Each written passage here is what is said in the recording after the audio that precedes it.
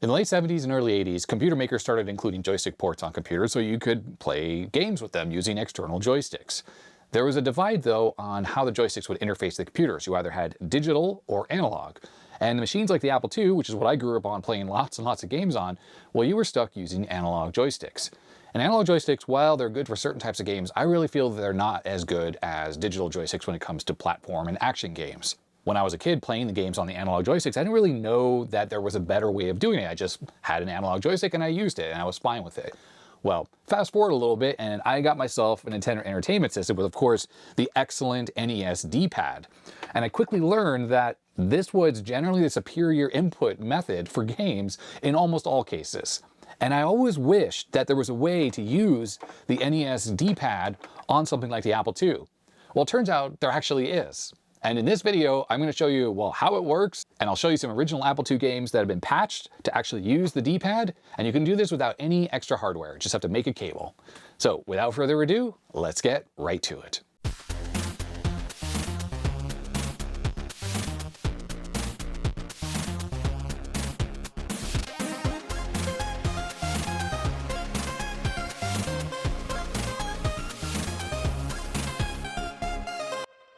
The idea of using an unmodified NES or SNES controller on an unmodified stock Apple II came up when I was talking to a friend who was working on a game port for the Apple II, and we were talking about the fact that it would really be better to play that game with something like a D-pad. But since the Apple II doesn't really support digital inputs, you can't just hook up, say, an Atari-style joystick to the machine because the inputs for the joystick port are expecting you to use something like an analog stick. Beyond that, one of the other problems is that most digital joysticks, say for like an Atari 2600, or an Amiga or Commodore 64 for that matter, they only have one button. And we really needed at least two buttons, but preferably more because this actually has four buttons, so A, B, and start and select, plus up, down, left, right. And that's when I got the idea of like, well, maybe we could actually just use this controller directly on the Apple II. Now you might have seen me use this controller in the past, which is a normal NES controller that just happens to have a 9-pin connector on it that is designed to plug into Commodore 64 or Atari 2600 or really any other system that supports digital inputs. But I did that by just rewiring the controller on the inside, so up, down, left, right just goes to the appropriate pins on here, and then the A button or the B button is the fire button, and the other button I actually mapped to the same as pushing up, because on a lot of games for the 64, you push up to jump, and that just allows you to jump without actually having to push the D-pad. This works fine with those systems, but again, this really wouldn't help us with the Apple II. Now, if you Google for this particular problem of people wanting to use D-pads or digital joysticks on the Apple II, there are some examples of some circuits you could build up with some components to try to allow those to work in place of the analog stick. And those solutions, I have never tried them. If they work, then that's nice because they're going to work with all of the games or most of the games that are out there for the Apple II, so that's actually a benefit. But you're still stuck with the same original limitations of the analog joystick inputs on the Apple II, which is generally, well, most of the joysticks are wired up to only support two buttons. Even though this has three physical buttons, it really is only two that are wired up. And what if you have a game that you want to use many more buttons on, say all the buttons that are available on an SNES controller? Well, that's just not possible using the stock analog inputs. So that got me thinking that there has to be a way to hook up these Nintendo SNES or NES controllers directly to the Apple II without any extra hardware, literally just a cable. And the reason why that's possible is because of two reasons. One is that the NES and the SNES controller don't wire up every single button or D-pad direction up to an individual wire on the connector. That's why there's only, well, there's less pins than there are 12 buttons on this controller. It uses a parallel to serial shift register inside the controller that captures the state of all of the buttons and the direction pad, and then it will shift those out to the attached console one button at a time based on a clock signal that the console supplies to the controller. And from an interface standpoint, the NES and SNES controller are identical the way they interface to the game console. Obviously, they have a physical different connector, but the signaling is identical, just that this only has 8 buttons or 8, inputs possible, and this actually has 12 because you have 2 additional buttons and 2 shoulder buttons.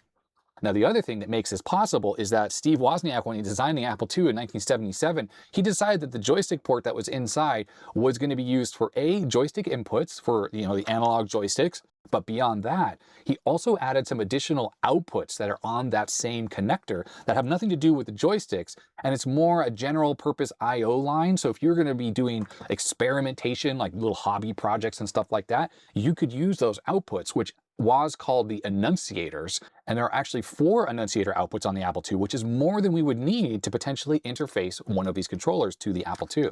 So with that realized, I needed to figure out exactly how the controllers work. I needed to figure out how the Apple IIs worked when it came to what signals were available on all the different models, and then also how to safely hook up one of these controllers to the Apple II.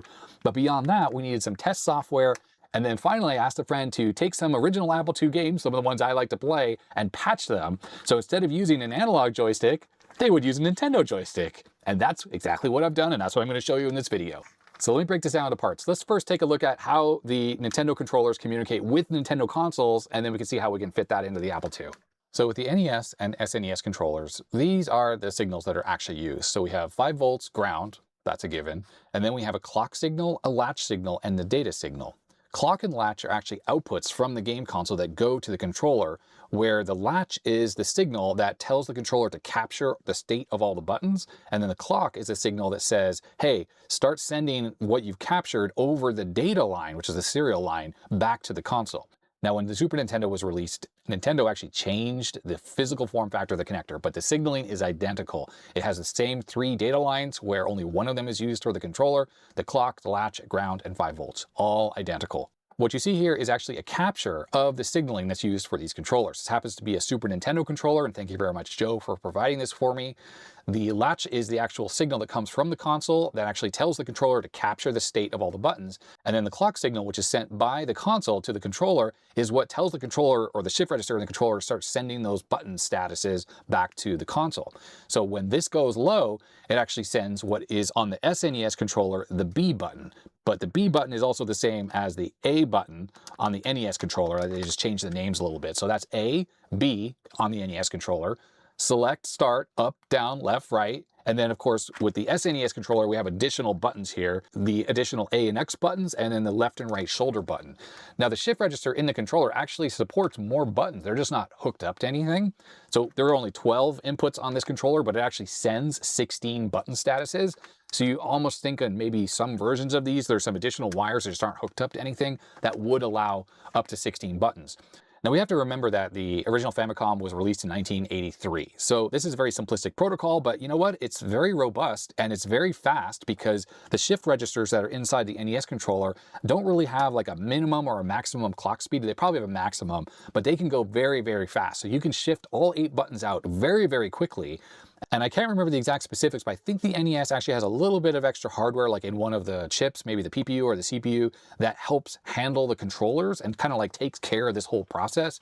So you can read the status of the buttons very, very quickly and very easily. Now the Apple II, it does not have any kind of hardware to help us out. We're going to rely on the CPU and toggling memory locations to actually do all of the stuff you saw on that diagram when it comes to the latch, the clocking, and of course reading that data line. So that brings us to the next question. Okay, how do we hook up these Nintendo controllers to the Apple II? Let's go to the schematics. So first we're going to start with the Apple II circuit description. These are schematics that are for the Apple II and the Apple II Plus. And J14, that's our game I/O connector. So this is how Steve Wozniak would have designed the original machine. The connector has 5 volts and ground, so that's good. We're going to need those. And it also has 4 paddle inputs. Well, in the case of the NES controllers, we're not even going to use those at all. So actually, if you can believe it, these controllers are still going to work while you have the NES controller connected. But we'll get to that in a second. Reading these paddle inputs, these analog inputs, is actually kind of complicated because it's not just an analog to digital converter. It requires a bunch of CPU cycles, a bunch of loops and stuff like that, because you're relying on the charge of these capacitors and these resistors and the potentiometers that are inside the joystick and this 558 timer. The whole thing is a little bit complicated and it's quite intensive to read these. Now, AppleSoft Basic has a routine you can just use to read the joystick, but if you're doing it with assembly language, you know, you have to actually implement it properly or just use the ROM routine itself. Now, moving on, we have 3 button inputs, switch 0, 1, and 2. Now, as I mentioned, most joysticks only have 2 buttons wired up, even though there's 3 physical buttons. It's actually just wired up to 0 and 1, and 2 is just not used. A 74LS251 is responsible for sampling switch 0, 1, and 2, and this is actually good for us because each of the NES controllers, we looked at that timing diagram, remember there was an output to the controller for the clock and the latch, but we needed an input from the controller back to the computer, and we do have 3 buttons available to us. Then we have pins 15 through 12. These are the enunciator outputs, enunciator 0 through 4. And these are connected to the 74LS259 at F14, which incidentally also is handling like the graphics modes and stuff like that. But these are very easy to set either high or low TTL outputs using simply a poke command in BASIC, or of course, in assembly language. And when we look at this, we definitely have 2 of these available. And that's a perfect fit for driving one of these NES controllers directly from the motherboard. We have our data line input, that would be one of these switched inputs, and then we have the outputs, these enunciator outputs, that would be for driving the clock and the latch. Now moving on to the schematics for the Apple IIe, things are pretty much identical. It's a little different looking than the schematics we were just looking at, but here is the 558 timer. There are the 4 paddle inputs that do come from the 16-pin joystick connector that's on the motherboard. We also have switch 0, 1, and 2. That goes into the LS251, all the same. And it's not shown on this exact part of the schematics, but those annunciator signals that we just saw on the Apple II and II Plus are there and available on that 16-pin connector as well. And then moving on to the Apple II GS, things are pretty much exactly the same. A 558 timer that's handling the analog inputs. Those are the 4 paddle inputs right there. This is the 251 that's handling the digital switched inputs. So we have switch 0, 1, and 2. And then what's not shown on here is the Apple II GS also has the annunciator outputs, just like these other machines, that make their way from whatever chip on the motherboard that's generating those, and it goes to that 16-pin connector for the joystick. So theorizing what we were trying to do here, imagine we're trying to hook up 2 NES controllers or SNES controllers to an Apple II. What we really need is we need a clock and a latch output that goes to both controllers, because both of them get clocked and latched at the same time. And then we need 2 inputs that come in from the controllers and go to the motherboard. So thanks to Woz's forward thinking on the original Apple II design, it has those 3 switch inputs, which are actually would allow us to use 3 controllers at the same time, because the clock and the latch can be shared between all the controllers simultaneously, which is actually exactly how it works on the NES and the SNES. And then, of course, each of the controllers that's connected needs 1 data line for those bits or the button inputs to get shifted into the computer. And looking back at the Apple II and the II Plus schematics, everything looks really good. We just have to pick 2 of the enunciators for the latch and the clock, and then we just need to pick which switch represents which controller. And switch 1, 2, and 3 leave room for 3 controllers to be used at the same time. Now, if you know your Apple II hardware, you might be saying, oh, hold on a second. You can't just hook up something like a shift register directly to switch 0 and switch 1. And the reason why is on some machines like the Apple IIe that I have sitting on my bench here, switch 1 and switch 0 are actually shared and used with the open Apple and closed Apple keys on the keyboard. The original 2 and the 2 Plus doesn't make use of switch 0, 1, or 2 for any other purpose other than the joysticks, but when Apple wanted to add the open Apple and closed Apple keys to the Apple IIe and then this 2C and the 2GS, they decided to reuse those switch inputs for the joysticks 0 and 1 to be those 2 keys. And if we go back to the 2E schematics, we can see a little bit of that right here, with switch 0 and switch 1 being open Apple and closed Apple, and that goes into the LS251. Now, when it comes to the open Apple and closed Apple connections that come from the keyboard on the Apple IIe, we have to take a look at J17, 7, and 5 just to kind of see how it's connected, to see if it's even safe to hook up a shift register, which is going to be trying to drive these signals. When we clock that signal, anytime you push a button, the shift register in the controller is going to try to drive those signals high or low. So we need to verify that whatever the keyboard's doing when you push down open Apple or closed Apple isn't going to be so strong that it's not going to create a bus conflict or say try to short this out where it actually might damage your controller. J17 happens to be the keyboard connector on the Apple IIe, and we can see that switch 0 and switch 1 or open Apple and closed Apple go directly onto the motherboard. So we need to take a look at the keyboard schematic to see how those buttons are connected. And uh-oh, there it is. Push button 0 and 1. They are connected to 5 volts directly. That is a problem because the shift register in here is just a TTL type part. Well, if this tries to drive to ground and you're holding a key that holds it to 5 volts directly like a short, that could theoretically damage the shift register in your controller because it's going to be trying to drive to ground a line that is currently held at 5 volts because you're holding one of the Apple keys down. So that basically, at least without modifications or additional circuitry, rules out us using switch 0 and switch 1 inputs on Apple IIes or probably the 2GS. It's probably wired up in a very similar way. So with switch 0 and 1 out, we can't use those. We still do have switch 2, so we can at least hook up 1 controller to the machine. Now there is additional little jumper that you can actually short optionally, and some people might have modified their Apple II and II Pluses this way as well.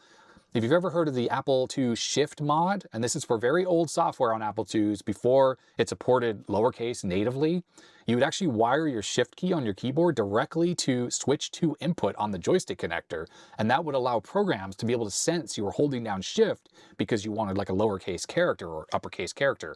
And the Apple IIe actually has a little jumper, X6, that you can short to re-enable that Shift mod. So if we see switch to and we have that little jumper, it goes down to the Shift key input that goes into the microcontroller. It's on the motherboard that handles the keyboard stuff, and it also hooks it up to a 1K pull-up resistor. So ultimately, if your 2 or 2 Plus has a Shift key mod installed, or you have a 2E with that jumper set, you do not want to use the NES controllers on your system, and not until you undo those mods, because it will conflict. Now, one thing that kind of sucks is because switch 0 and 1 are out because of the Apple key conflict, we can use switch 2, but we can only run one controller. What if we want to have 2 controllers? It'd be kind of nice to be able to play 2-player games with people. Well, it's actually still possible. Let's go back to the schematics. Now, if we look at the LS251 that's taking the switch 0, 1, and 2 inputs, you notice there's an additional input. It's I0, and it goes up to the cassette input. So the audio comes in through the cassette port and it goes through some passive components and then into an op-amp. The idea is the op-amp shapes the analog waveform into more of a square wave, more something that's like TTL appropriate. It sends it through a 12K resistor and then it goes into this additional input on the LS251.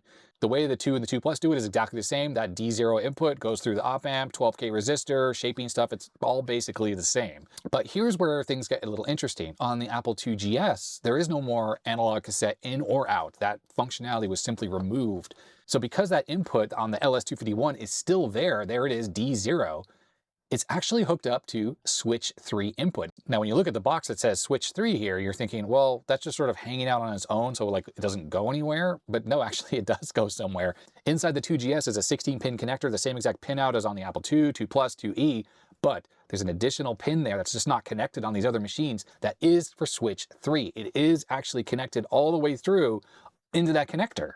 So that means on the Apple II GS, we actually have 2 data line inputs available to us, D0, and we have switch 2, which is wired up to D3 on the LS251. Now that's great for the Apple II GS. We can make a cable or adapter harness that connects 2 NES controllers to those 2 switch inputs, and we're off to the races. But what do we do on these other machines, the 2 Plus, the 2, and the 2E? Well, luckily, the design of this op-amp output that goes into the D0 input has a 12K resistor between the op-amp and the input. That means we can connect the NES controller shift register output to the left side of the 12K resistor, basically the side that faces the LS251. And with a 12K resistor, no matter what the op-amp is doing, if it's driving that signal to 5 volts or ground, the shift register that's in the controller trying to drive that signal high and low will have no trouble overriding whatever the op-amp is trying to do because of that 12K resistor. So as long as you connect the controller between the 12K resistor and the LS251, you're good. And back on the Apple IIe schematics, it's exactly the same. So there's R20 with the 12K resistor. It's hooked up in exactly the same way as the 2 and 2 Plus. So as long as we hook the controller up and we clip on to that resistor or the chip leg, it's going to work. Now for this push button 3, there are 2 ways to hook it up. You could either just connect up a little clip lead that goes from your adapter harness for the NES controllers to the side of the R20 resistor that faces the LS251, or you can actually run a bodge wire under the motherboard that goes to pin 9, which happens to be the push button 3 that's on the Apple II GS, because that's how it's actually wired up. But on the 2, 2 Plus, and the 2E, that pin 9 is not hooked up to anything. So you can just run a bodge wire that goes right from there over to that same spot on that resistor or that pin on the LS251. That way, you wouldn't even need to add an extra jumper link for these older machines. But luckily, because we're using switch 2, which is wired up all the time for controller 0, the first controller, if you're just going to use one controller, you don't have to do any mods at all. It's just going to work on all of these machines. Now, the one caveat, of course, is that this doesn't work on the Apple IIc. That's the one machine this doesn't work on, and I guess the 2C Plus as well. And that's because Apple never exposes these annunciator signals on that machine. You do have access to push button 2, so we'd have the input from the controller, but the annunciators just aren't there. And I took a look at the chipset that's on the 2C, thinking that maybe it's just there but not connected to anything. You could add a little bodge wire or something, but unfortunately, that's not the case either. It just doesn't seem to be exposed anywhere. If I'm mistaken on that, please put a comment down below if maybe there is a way to get access to those signals, but it doesn't seem like there is right off the bat.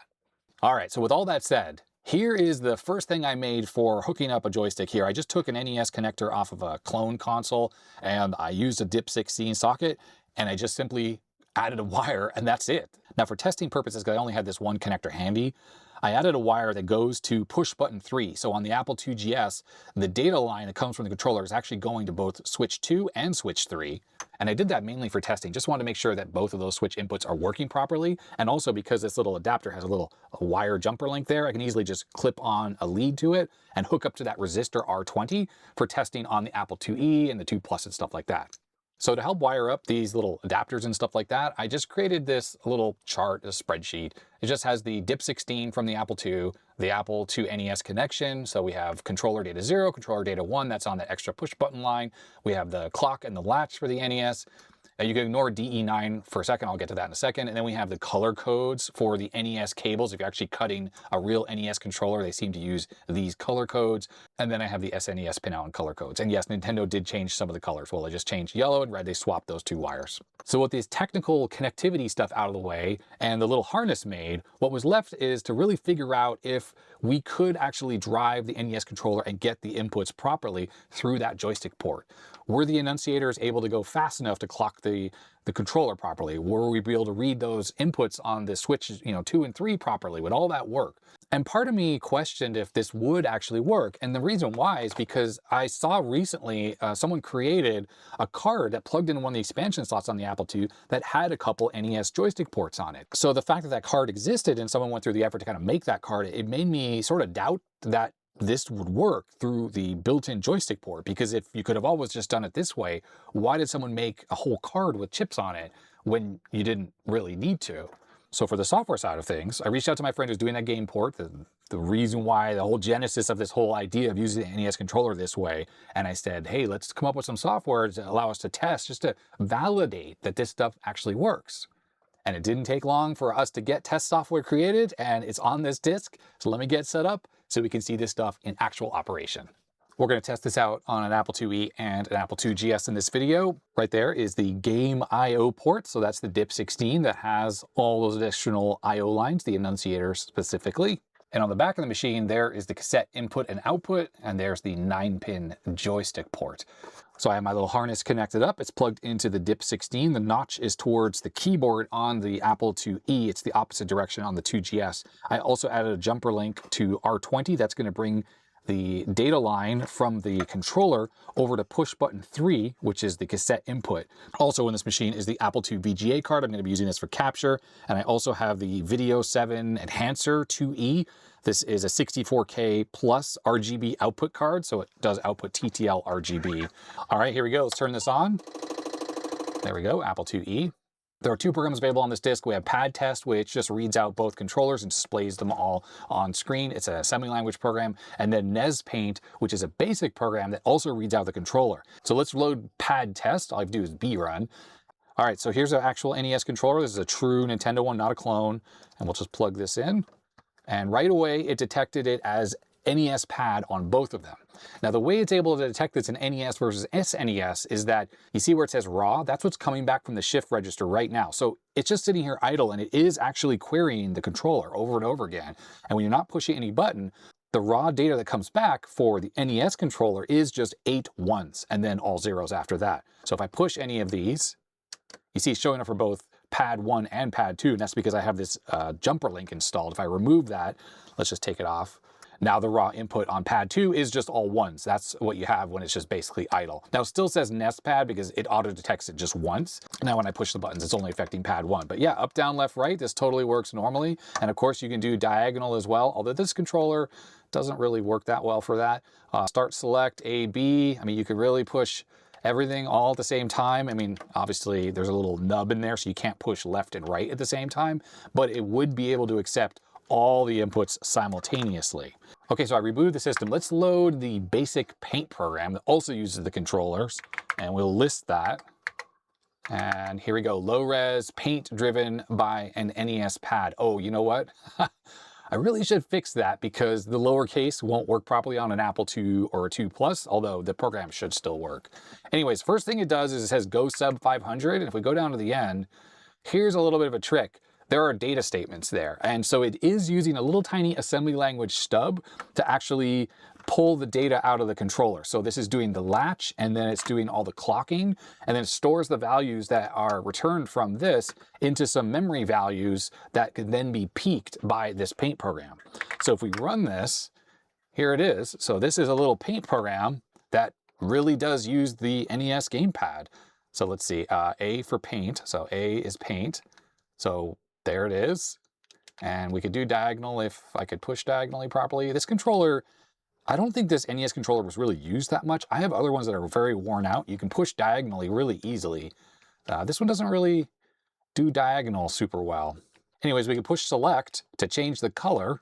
And you know, the performance of this program is not too bad. It's machine's unaccelerated, and you can see it's like pulling the controller for all the buttons and stuff. We can swap through the colors and whatnot. And then we can push the start to erase the whole screen.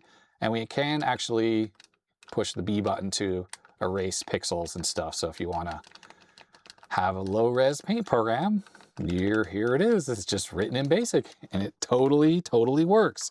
So line 40 is what loads those data statements into machine language monitor. And then when you see call 768 on line 90, it's actually calling that little stub to read out the controller. And then it just stores the values that it reads for all the different buttons on here into those memory locations that are then getting peaked into the A, B, BB, and so on and so forth.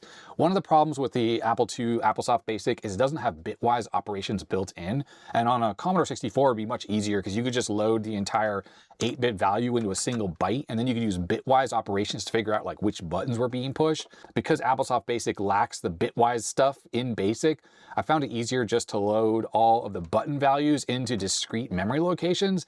That way you can just load the button values directly into variables by peaking, you know, those memory locations. And you know, it's pretty simple. The rest of this is just nothing to it. It's just basically a little paint program that's just using these peaked values to determine how to move the cursor around, change color, stuff like that. If you have a little program in AppleSoft BASIC that you want to use the NES controller with, all you have to do is take those data statements, put it into your program, call that anytime you want to read the controller, and then you'll have those controller values available in those memory locations. It's that easy. Here's an Apple II GS. I wanted to demonstrate that it works on this as well, and that there are no issues reading the controllers, even when you're running the Apple II GS in 2.8 megahertz mode. Now you might have noticed earlier when I showed the spreadsheet of how to connect the NES controllers to the Apple II, I had a DE9 column. And I did that because on my second adapter that I made, I have a DIP16 that's going to go into the motherboard. And instead of having to go to an NES connector, I wanted something a little bit more universal that could work with other things. For instance, I have this very beat up SNES controller, and it had no connector on it. The cable was already cut. So I decided to add a male DE9, and it's designed to plug into either controller port 1 or controller port 2 of these female DE9s. So let's get this plugged into the motherboard. And of course, the Apple II GS has push button 3 and push button 2 wired up directly, you know, on this DIP16. That way I can plug this into either of these controller ports and it's going to work. And to use a standard NES controller that still has its original cable on it, I took an extension cord and cut this in half. So this has the, well, it would be the console side of the NES connector, and there's that same DE9. So we'll take the SNES controller and we're going to plug this into port 2, and then we'll take port 1 and connect it up to my extension cord thing. I don't know what I'm going to call it. And then this is going to plug into the original NES controller. Okay, booting up, let's try pad test. So this should be able to detect the SNES controller and the regular one, and it does. So NES pad is controller 1, and you can see that's working fine as it was. And now pad 2 is SNES pad, and it works as well. Now I'm not displaying those additional bits like these two and these top ones for the shoulder buttons. And remember, it sends those extra bits as well, but it is able to detect it as an SNES pad. And the cool thing is, if the software is only looking for an NES pad, it doesn't really matter because it's only going to look at those first 8 bits that are coming in from the shift register. And it just so happens that the SNES controller's 8 bits are exactly the same as they are on the NES controller. So it's really cross-compatible. And I grabbed my clone NES controller. This is one I got from AliExpress. And yeah, if you're wondering what this is all about, this is because I like to sometimes use an arcade stick for playing games on the NES like Pac-Man. So I've actually just wired in the digital inputs that would be for a Commodore joystick into the shift register directly. So this is still just an NES controller, but it just has, you know, additional capabilities of having an external joystick plugged into it. Anyways, we plug this in to where the NES pad was connected. What's interesting is you notice it still says it's an NES pad, but the difference is instead of having all zeros after those 8 bits, it now has all ones. In fact, let's restart the software. Now it says idle for controller 1. Now if I plug this in, it doesn't even detect it as anything. But as soon as I push a button, it thinks it's an SNES. So now my theory is the reason why this is happening is because the chip that's in here is probably the same chip that's used for SNES controllers and NES controllers and who knows what other types of controllers. And therefore, there's only 8 buttons actually hooked up, right? You know, I'm able to like push all of them and whatnot, but all the other buttons are just idle and they're showing up as ones on the output. It doesn't really have any negative effect on the operation of anything, especially if you're only looking at the first 8 bits, because if you're looking for like an NES pad, or even if it's an SNES pad and you're looking for the first 12 bits, the rest is ignored anyways. But it does just kind of affect the auto detection in this program at least. Now if we run NESPAINT with the clone controller connected, it should work. Oh yeah. Oh yeah, we are incidentally, yeah, we're in fast mode, which is why this works a lot faster. I think I also have it set to monochrome. I just wanted to demonstrate that 2.8 megahertz on the 2GS has no trouble. And I don't know if it would have trouble with a faster accelerator. I haven't tested any of that. So if anyone has fast Apple II accelerators, like even for the regular Apple IIe, if you have a way to test this stuff and let me know, that would be very much appreciated. I could update the documentation. Now this should be hot swappable. I'm going to plug the SNES controller into port 1 here, the little DE9 that is. And yep, there we go. It works fine. Oh, I was pushing the wrong button. There we go. Yeah, perfect. Now this NES controller is super worn out. It looks like someone's dog chewed on it even. I can push diagonal all the different directions and that totally works as well. So I created a GitHub repo called A2NESPAD. I'll link to this in the description. And this has the disk image that I was just showing off, but it also has the assembly language code for the pad test. And then we also have the basic code for NESPAINT, along with the assembly language code. If I click this, that is the little stub that's used inside of NESPAINT. Those are those data statements. This is the actual assembly language code if you just kind of want to see how that works. It's quite easy to understand. So we have addresses for enunciator 0 on and off. We have enunciator 1 on and off. And then we have push button 2, so that's for the first controller. And of course, it would be push button 3, it would be a different address for the other controller. And all it does is basically turn enunciator 0 on and off. So that's the latch that goes to the controller that tells it to sample all the buttons. And then we just start toggling enunciator 1, which is the clock line. And every time it goes off, we then sample push button 2, or you would sample push button 3 if you want the other controller. And that loads in the particular button. And then it basically just does enunciator 1 on. And then you just repeat that off, on, until you've read all of the buttons that you need to read. So 8 in the case of this, and then you go back to AppleSoft Basic. It's really that easy. As far as I'm aware, there's no minimum speed for how slow you can clock out the buttons out of this thing. So you could totally do this in Basic with peeks and pokes. It's just doing it in assembly language is so much more efficient. And it makes that paint program, which is kind of sluggish in 1 megahertz mode, actually like okay to use. And to be honest, it's quite fast on the 2GS. And then we have PADTEST 2, which is basically the same thing. It's just a bit more complex because, of course, it's doing all that screen stuff with decoding the buttons and stuff like that. And there's instructions on how to hook it up here in the comment section. And the difference is here is that you're able to strobe both controllers simultaneously, controller 1 and controller 2, and it's free because the latch and the clock that goes to the shift registers goes to both controllers. So as you read it out, you actually read out push button 2 and push button 3 simultaneously. You get that for free. So adding a second controller doesn't even hardly increase any overhead in your assembly language code. So if you're patching a game that's a 2-player game or you're writing a game that's a 2-player game, it's very low cost CPU wise to actually read out these controllers. In fact, I alluded to the fact that reading the analog sticks takes a lot of CPU cycles because of the whole 558 timer stuff. This is much more efficient and less CPU intensive for the Apple II than the analog joystick reads. So that's all there really is to it. You just hook your NES gamepads up to the Apple II directly. You know, no resistors, no circuitry, no nothing. It just kind of works. Now, this was a proof of concept, right? Like I showed the demo, I showed the paint program. What about games? Well, yes, regular Apple II software that's designed to use the analog joysticks, this will definitely not work with this setup. But my friend who's working on a port of a game that everyone knows and it'll be really cool running on the Apple II will use the NES controllers using this methodology of hooking them up. This is kind of why we worked on it. Well, they had a little bit of spare time and I asked them to take some original Apple II games and patch them so that these games, instead of using the analog stick like they did from back in the 80s, they're now using the NES controller. And the first game, of course, that we're going to be looking at is Fat City, the game I always demonstrate. And yes, it does support the joystick, but it's always the analog one. This is the patched version for NES controllers. All right, let's boot up Fat City. I set this thing to color. I set it for 1 megahertz. I'm going to get ready to unplug the speaker, but there it is. Yeah, we don't need to hear the sound. So push the space bar to knock down the Fat City. So people have asked, like, what's the point of this game? The whole idea is you have a wrecking ball and you need to knock down the city like it's gotten too fat. It sounds kind of terrible. And the residents are like throwing bricks and fruit at you and food and stuff like that. But anyways, we're going to hit J for joystick. And I've tested this stuff and it should work. So Adrian, let's put in my name. I'm a new player. Well, I'm not a new player, but I guess it didn't save properly. I played through a few of the levels in testing, but either way. So normally this would work with the analog stick, and now it freaking works with this. There we go. Yes, it totally works. So the idea is you need to knock down the city, and you do have a fuel gauge there on the right side, and you need to be careful about how you throw your wrecking ball. You have to be methodical about it, and eventually there's like a fuel tank you can refill. You do need to use your fuel wisely because it will run out otherwise. Oops, yeah, see, and you got to knock everything down perfectly. And plus, like when you get hit by bricks and food, it also, I think, causes your fuel to run down. Now, the sound's kind of annoying. It just makes this like chirping sound the whole time. Oh yeah, so the most you can knock down is 3 at a time. But let's just do, okay, wait, so you need to not hold the button down. That's the key thing if you're playing this game.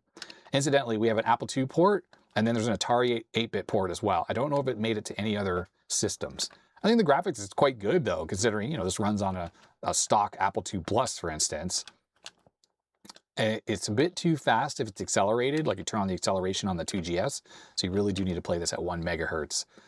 But you kind of go through and you knock it down, and eventually behind one of these buildings, and it is random, you will have a fuel thing. And then if you throw the wrecking ball at the fuel, it will fill up your little, it almost looks like a vial, like a test tube on the right side there of your fuel. And I wonder if you can like avoid, I think maybe the whole point is like you can avoid the stuff they're throwing at you. And if you do that, it actually helps you get a higher score because it uses up less of your fuel. When you end the level, any fuel you have left gets counted up and that gets added to your score. Now earlier I had actually got to level 4, I think. And the nice thing is when you get to level 4, it should save your progress. And when you come back, it allows you to resume where you left off. But yeah, this thing works great. You know, this controller is not perfect. Actually, I was using the SNES controller because you can go diagonal and you can move like up and left at the same time. And it's not letting me do that because this controller doesn't really do that super well, which is kind of aggravating actually. But as you can see, NES controller fully working on Fat City. Oh, there's my fuel. You can actually kind of see it there. I'm not totally out yet, so I'm gonna keep knocking down the building here. And unfortunately, like 3 sections at a time is the most you can do. Now I have to go and like waste fuel knocking down just this one. And I wish it was like you could hit the bottom and it would knock over a whole thing, like the whole little tower. Okay, we're getting critically low here.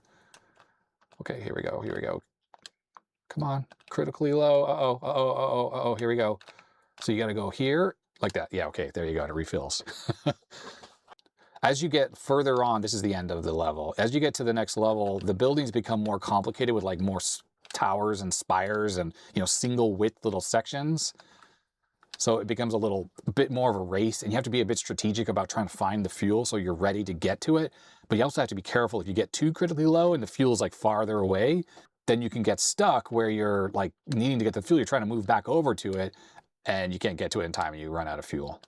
And it's funny, when you run out of fuel, you can still move up, down, left, right, but you can't throw the wrecking ball anymore. Oop, I missed. I think the graphics though, it's you know, it's impressive for 1977 computer. This would run on the original Apple II without any trouble. I think it needs 48K, but it doesn't require extended or 64K machine or anything like that. I remember playing this a lot as a kid. That's why I always kind of booted up, because something about it just, I don't know, I thought the graphics looked really good for the Apple II, and it's kind of fun. And it's more fun with the NES controller, to be honest, because it's just more appropriate than the analog stick. The analog stick, oh, there's the fuel right there. It's totally random where the fuel's going to be. The analog stick doesn't really help you in this game. It doesn't like move you slowly. You can't move like with a fine precision. it's operating those control sticks there, and it's just up, down, left, right. That's all you really have. These little chimneys. Yeah, it'd be fun if it was like just one section and then you could knock down the whole section. Now, I'm afraid of getting fuel too soon because I think what can happen is it can like fill up your whole little reservoir there. And I don't know if maybe someone knows if like if there's a strategy here, like if you fuel up too early, you don't get as much fuel and you could run out. So I tend to try to use up as much and then have enough to get back to the fuel station. Sometimes the fuel station's hidden behind like the last building though, and it's, I mean, both times when we're playing here, it's been visible, like it's sticking out, so we can see where it is. That's a bit of a cheat. Usually it's right behind the building, so you just don't see it until you've knocked it down entirely. But yeah, what like the game premise is weird, isn't it? Like people are unhappy. You're like tearing down their neighborhood. It seems mean. Oh gosh. Okay, I'm running out of fuel because they throw stuff at you, and I was talking. Here we go. Nope. Oh no, oh no, no. Okay, there we go. See, that's what can happen. You can run out of fuel. But I always kind of wonder, like, if you're fueling up from a really low amount, you get more fuel. But if you fuel up and you're too high, like, you can actually max out your fuel, or possibly it just doesn't give you as much. I'm not positive how that would work. But yeah, this is Fat City. There's not too much more to it. This is pretty much it. I don't think there's much more to the gameplay. The buildings just get a bit more complex. Like I said, they have more chimneys and single width things, and the fuel can be really hidden behind the buildings. So you just have to be kind of careful about the way you play it. I've switched over to the SNES gamepad because, of course, I can hit diagonal. And here's our next game, and this is Load Runner that has been modified. And of course, this uses two buttons, one for burning to the left, one for burning to the right, and both work. So this game also fully functional, fully patched for NES/SNES controller use.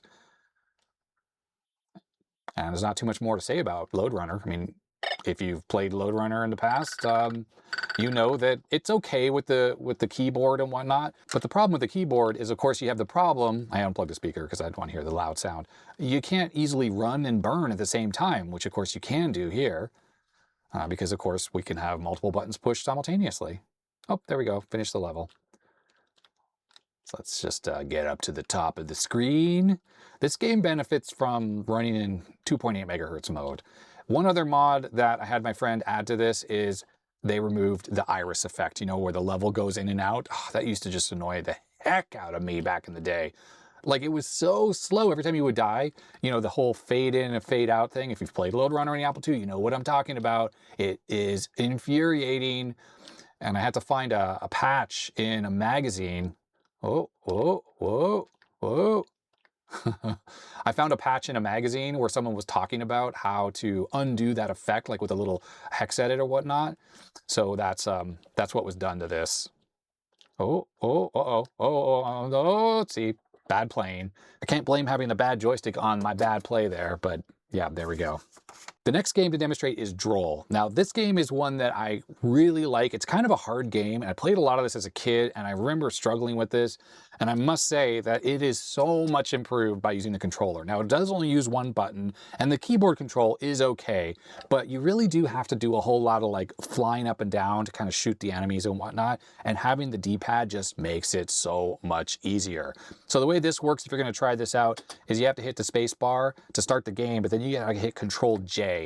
Control-J switches on joystick mode, which is just the way that it worked even back in the day. Okay, so we got to get that little guy and her. That's the way you finish the level, is you get these two.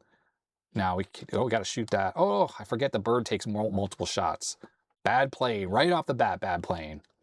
One other thing is, yeah, right now you have to push the space bar to kind of restart the level after you have died. These patches aren't perfect, right? Because, you know, they were quick and dirty. Ultimately, I would love it. Oh, sorry, this is bad. Ultimately, I would love it if something like Total Replay were patched to like support this on all the games. Total Replay, if you're not familiar with the Apple II, that is a collection of games that is on a hard drive image, and all these games like this one and Fat City and Load Runner are all on there. They've all been patched to actually work on a hard drive image, as opposed to like booting up floppy disk, which is what I'm doing right here. So because they're all in this hard drive image, it means that it's technically possible to more easily patch those. Now, I don't know if this NES controller thing is going to take off in any way, but I just wanted to demonstrate here with these games that, you know, it's totally doable. Oh, I got to finish the level by getting to that little girl there. And you can shoot her balloon, which is kind of mean, isn't it? You shoot her balloon and then she stops walking. She just stops. And then that finishes the level. Anyways, I wanted to demonstrate by patching these games that, yeah, you could totally patch these original games to then support the NES controller. And it's a big improvement, in my opinion, at least. Oh, there's the little guy. I got to get him. He's the boy. And you shoot. There we go. Got him. And let's see. There, I got to get the other, the alligator. He's an alligator. Oh, no, the Zulu thing really is difficult to stay away from. Ooh, ooh. I'm not used to playing and talking at the same time. Sometimes that little alligator guy speeds up, so I'm going to try to get to him. Oh, go away, go away, go away. No. Oh, I got him. Yeah, I'm going to get to him here. Oh, no. Whoa, whoa. Here we go. Whew. Okay, finish level 2. The next game is one that is so slow that it really benefits from being run in fast mode. Now, it does kind of screw up the sound a little bit, which we can still listen to. There it is. We're playing Karateka. And this patch is not perfect. There's still a little bit of a problem. Yep. Okay. So the issue is that he stays in the fighting stance all the time. I am going to unplug the speaker. He stays in the fighting stance. If you hold up, he stays in that standing stance. There's a new patch that I have from my friend that should fix this. I just didn't have it in time for this video. So yeah, this works. You can punch and kick and everything, and it is Karateka. And this game is so slow on a 1 megahertz Apple II that playing at 2.8 megahertz, other than the sound sounding weird, it is totally so much more playable at 2.8 megahertz. So you have to push up and right to run. That's the difference. That's because this fighting stance is stuck. So anyways, it's playable even like this. You just have to push up and right. And then you got to get out of the fighting stance quickly, or that happens. Or, you know, you have to get into the fighting stance, I meant to say. I played through quite a bit of the game, and it totally works. And it's much easier at 2.8 megahertz, and also, well, I don't know about easier, much more enjoyable to play, but the controller makes it so much more fun to play as well. I gotta say, yeah, I really like using the controller in this game. This is just yet another example where if you had the analog stick and you had to keep pushing up and all that, it would be a pain in the butt. All right, that's going to be it for this video. I will upload these 4 games, the disk images, to archive.org. So if you want to try it out yourself, if you build one of these cables, then you can. Unfortunately, archive.org today is like DDoSed or down or something like that because I couldn't upload the games. So as soon as it's working again, I will get those uploaded. The GitHub repo will be in the description below, so you can check that out as well. The disk image is there for PADTEST and NESPAINT. So if you want to play around with that after building one of these harnesses yourself, you can. And that is Karateka trying to boot up. I'm just going to stop the computer from booting any further. Now, as I was trying to say while I was playing those games badly, because I'm terrible at talking and game playing, it would be incredible if more Apple II games were patched to support this NES controller thing. I have no idea the reception that what I've shown today is going to have out there in the world, and people might think this is so stupid and pointless. And in that case, the 4 games that I have patched here are probably the only games that are ever going to be patched to support the NES controller. But for me, it's pretty cool. And if you have the parts to make one of these adapters lying around, I totally recommend you do it. If you go onto like AliExpress, you can buy the connectors and whatnot for a few bucks and make up a cable. And then if you have an SNES or NES controller, try out the patch games and let me know what you think. Because I am super curious to know what other people think about this whole thing. And I'm also curious to know if there's any incompatibility issues with like some clone NES controllers or SNES controllers and maybe certain Apple II clones and stuff like that that just don't work. But as far as I'm aware, and I've had a few people try this, it works perfectly for everyone. So there we have it. That's the NES controller, SNES controllers on Apple II with no hardware needed. Let me know what you think. I'm super curious about this, and this kind of excites me, but you know, sometimes stuff that excites me doesn't excite other people. So there we have it. If you like this video, thumbs up. If you didn't know what to do, comment, subscribe. Thanks to my members, all the usual YouTube stuff, and that's gonna be that. So stay healthy, stay safe, and I'll see you next time. Bye.